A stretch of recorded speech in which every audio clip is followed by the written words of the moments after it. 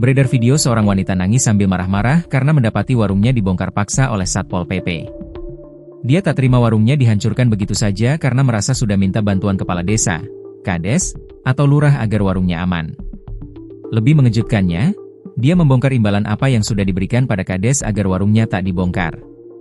Bukan uang, namun wanita itu rela diajak tidur bareng oknum kades tersebut. Endi Lurahe dikon meneh, Lurahe caluk di keloni nyong yo gelem. Mana kadesnya suruh kesini, dia minta tidur bareng aku ya mau, ucapnya sambil teriak-teriak. Betapa kecewanya karena setelah tidur bareng kades itu, dia mendapati warungnya tetap dibongkar Satpol PP. Warungnya nyong ambruk, jar arep dibantu, lanjutnya.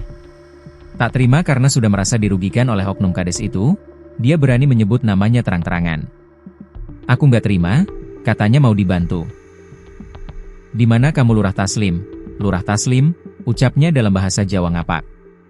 Videonya pun kemudian viral di media sosial, salah satunya diunggah akun Instagram Azza Amateir pada 22 Februari 2026. Namun tak ada keterangan lebih detail tentang lokasi dari video tersebut. Video ini menjadi viral karena cukup menggelitik netizen melihat bobroknya tingkah para pejabat hingga tingkat desa.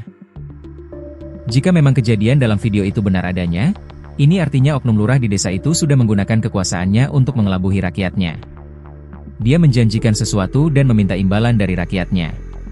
Di samping itu, warganya dengan mudah memberikan suap pada pejabat agar mendapatkan perlindungan. Praktik seperti ini ternyata masih terjadi bahkan di level desa. Ini membuat netizen mengaku prihatin, terlepas ternyata dalam kasus video di atas, wanita itu yang terkena tipu kades. Oknum Lurah Taslim jika memang berbuat yang seperti dikatakan wanita dalam video itu, maka bisa dikenakan sanksi berat. Kasus asusila yang dilakukan oleh aparat pemerintahan, khususnya kepala desa, kades, merupakan pelanggaran serius karena menyangkut etika jabatan dan kepercayaan masyarakat.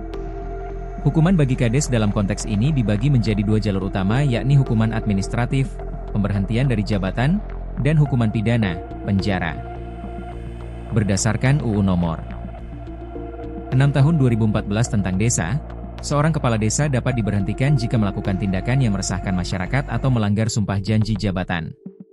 Hukumannya adalah pemberhentian sementara atau pemberhentian tetap.